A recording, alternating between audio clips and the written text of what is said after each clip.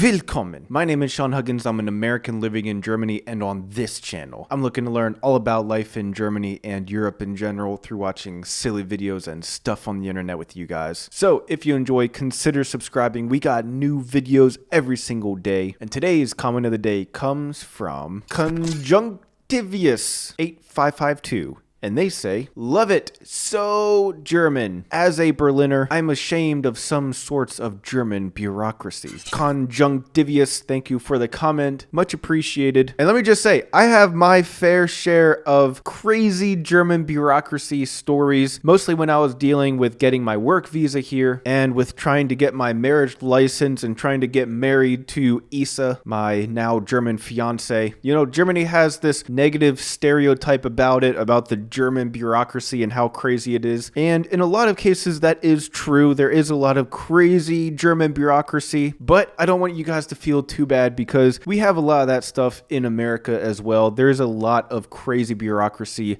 in America too. And in fact, I'm sure most of the developed world, I mean, once you have a developed country with all kinds of rules and regulations, infrastructure in place, tons of different citizens with different intentions and how they want to do things, a large government body to try to manage everything just gets so complicated, and it's kind of inevitable that there's going to be some silly situations that arise. So yeah, while there are tons of examples of crazy German bureaucracy, just know that you guys aren't alone. It happens all over the world, so don't worry too much about it.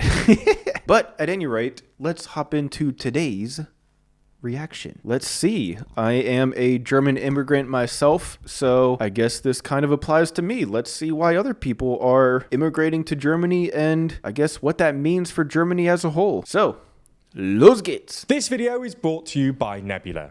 For the past decade, Germany has had a very friendly policy towards migrants and asylum seekers. Under the chancellorship of Angela Merkel, Germany opened its doors to a record number of newcomers, taking in more than 1 million refugees in 2015 alone. Wow, when the holy current coalition came to power in 2021, it looked like they'd continue Merkel's pro-migrant policy. Both the Greens and the SPD are to the left of Merkel's Christian Democrats, and in their original manifesto, they didn't just promise to continue taking in significant numbers of migrants, but also pledged to push EU frontier countries into ending their controversial pushback policies. However, in the past few months, Chancellor Olaf Scholz's traffic light coalition have performed what looks like a screeching U-turn, putting up new restrictions on migration and even pushing for more deportations. So in this video, we're going to have a look at Merkel's unprecedented policy, how the German government's migration policy has shifted, and the politics behind this shift. Let's get into it.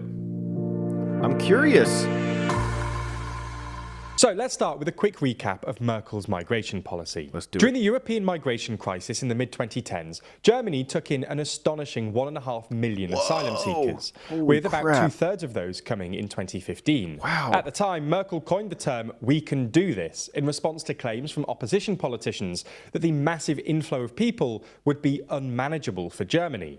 While most Germans supported the policy at the time, it sparked the rise of the right-wing AfD party, which staunchly opposed... Did the right-wing AfD party steal the Nike logo intentionally as well? AfD, just do it. Merkel's open border policy. The AfD had previously been focused on the euro and what they saw as fiscal irresponsibility, but their pivot to an anti-immigration party paid massive electoral dividends, and they performed well in both the 2016 state elections and the 2017 federal elections. Merkel's government even faced a near collapse in 2018, when the interior minister from her coalition party threatened to resign due to his tougher stance on migration. Damn, he threatened to quit? Holy crap. Regardless, Merkel's pro-migrant stance prevailed, and Germany became one of the most ethnically diverse countries in Europe. The number of foreigners living in Germany increased from 6.8 million to 11.8 million during Merkel's tenure, and 29% of Germans today have an immigrant background, i.e. they're either an immigrant or have an immigrant parent,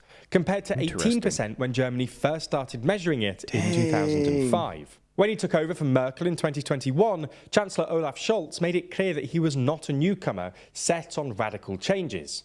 After all, he served as Minister of Finance in the coalition government between Merkel's Christian Democratic Union and his own Social Democratic SPD.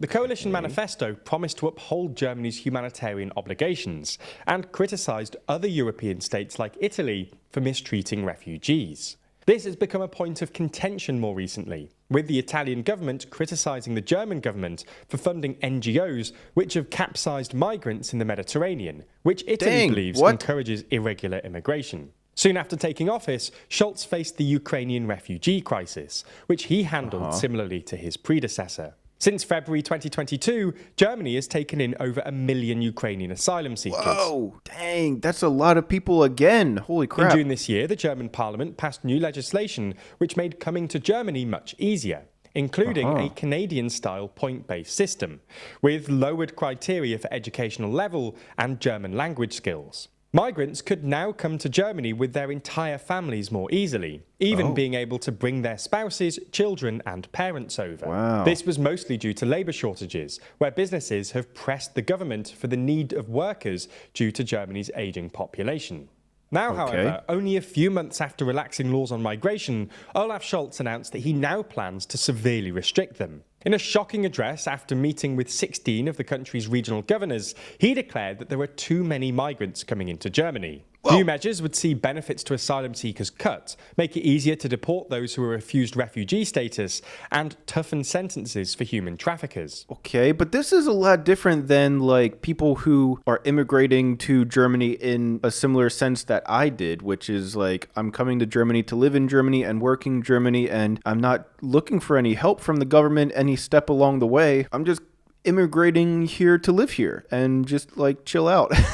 This seems to focus more on like refugees and asylum seekers and people who are coming here to maybe not work so much, or maybe are seeking to get primarily benefits from the government in order to be able to live here. Whereas in my mind, a typical immigrant is someone just moving to another country to integrate into their society, live and work there, and be like a normal person in society, not just move there just for the government benefits, you know? Maybe I'm reading this incorrectly, I don't know. As of now, 280,000 foreigners reside in Germany without a valid permit, but 80% of them cannot be deported as of now due to a variety of legal and logistical reasons. And these new rules have the aim to speed up the process. Refugees would also no longer be given cash, but rather special debit cards with allowances to use in supermarkets, but without the possibility to withdraw money, which, according to Finance Minister Christian Lindner, is intended to reduce the appeal of the German welfare state. Yeah, I think that is definitely a problem. It seems like they're trying to distinguish between people that move to Germany just to live off of the government benefits and then all the other kinds of immigrants. I think if you're a different kind of immigrant, you're coming here to work and live and be a part of society, I think that's perfectly normal and fine. But I think if you are just coming to Germany for the only purpose of not integrating into society, not learning German, not going to school or doing any training in Germany, not getting a job in Germany, you're just coming here so that you can just live for free, it seems like. And I think that is probably what they are targeting and trying to get rid of. Police would also enjoy expanded powers to search refugee accommodations and gain access to their personal digital data in order to determine their identities. And Interior Minister Nancy Faeser said that deportations would target primarily those who engage in organised crime. Nearly 20,000 rejected asylum seekers are expected to be immediately deported as a result of these measures. What? That's good. I feel like, deporting people that are involved in organised crime, yeah, why not deport those people? That is, again, very different from what I would consider the average immigrant's scenario that they're in. So yeah, why not? Now, to be fair to the government here, they would say that this isn't really a U-turn, and that the relaxing of immigration laws in June was to do with regular or legal migration. And the recent crackdown is aimed at irregular or illegal migration. That makes sense. This is also consistent with the manifesto, which promised to reduce irregular migration while encouraging regular migration. Nonetheless, it's undeniably at least a change in tone, and a far cry from Merkel's "we can do this." So what motivated this shift? Well, there are a few reasons. First of all, accommodating so many migrants has proven quite difficult in recent years. The number of asylum applications has been growing rapidly, rising by about 73% this year alone, with shelters full and regional authorities complaining that costs for this are unsustainable. The bigger pressure, however, seems to be political. The Alternative for Germany, or AfD, which has been the main anti-immigration voice in the country since Merkel's rule, is currently enjoying record-high support. At the time of writing, the party polls on average at 21%, above Scholz's SPD at just 16%. The recent regional elections in Bavaria and Hesse seem to confirm this trend in the polling, with big gains for AfD while the government coalition hemorrhaged voters. Additionally, the CDU, which now leads the polls with 29%, has significantly shifted to the right on this issue. In 2022, it elected its new leader, Friedrich Merz, a staunch conservative opposed to Merkel's welcoming policies, who even advocated for removing the right to asylum from the German constitution. As leader of the opposition... So it seems like the right-wing policies and political parties are growing in popularity here in Germany. Interesting. Merz suggested the government speeds up deportations back in September. The success of the AfD and CDU is in some sense a reflection of German public opinion. A recent Deutschland Trend survey found that 64% of respondents thought that immigration doesn't benefit Germany, including a plurality of voters from all parties apart from the Greens. The final impulse that seems to have triggered this shift seems to be the renewed conflict between Israel and Hamas. Germany has seen approximately 200 anti-Semitic incidents since the invasion on October the 7th, something that the German authorities really don't take lightly for obvious reasons. President Frank-Walter Steinmeier even suggested that German Arabs should denounce Hamas in response to these events, and the German Interior Ministry banned a pro-Palestine group over its alleged links with Hamas. Fairly or not, this has created some skepticism amongst both the German public and its political class about the limits to migration integration, and exacerbated concerns that large migrant populations mean that international crises stoke domestic unrest. Ultimately, whether this shift marks a new permanent change in German attitude towards migration or just a blip in an otherwise welcoming country remains to be seen. Wow, fascinating stuff here. I'm not really a politics kind of guy, but I can get behind kicking people out that are involved in organized crime. I think that is something that pretty much everybody, besides the people that are in organized crime, could get behind. Apart from that, I mean, coming from America, America is a very immigrant-centric country. That's kind of the whole idea of America, like almost everybody in America is an immigrant.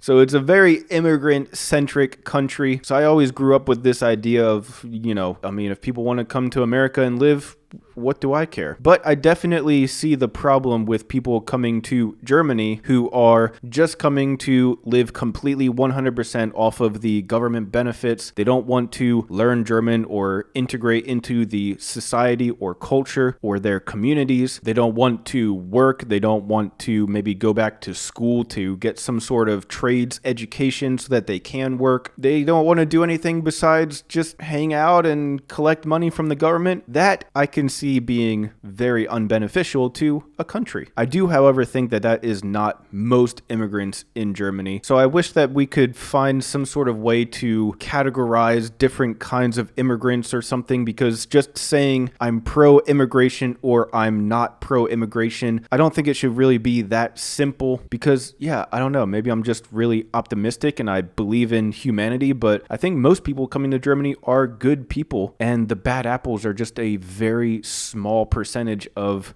people trying to gain advantage of this system. And I don't think that everybody should be punished for the few bad people out there. But then again, I'm just a fat, dumb American on YouTube, so what the heck do I know? I pass the question off to you guys. What do you guys think of Germany's recent immigration policy? How do you feel about immigrants? Do you think everyone should be welcome? Do you think I should be sent back to America? It wouldn't be the first time someone's told me that on this channel. Or do you fall somewhere in between? I don't know. Let me know down in the comments. At any rate, though, that's all the time that I have for today. If you enjoyed, consider subscribing. We got new videos every single day. Check the links down in the description for all of my other social media, including my vlog channel. Thank you guys so much for being here, and as always, I'll see you guys tomorrow.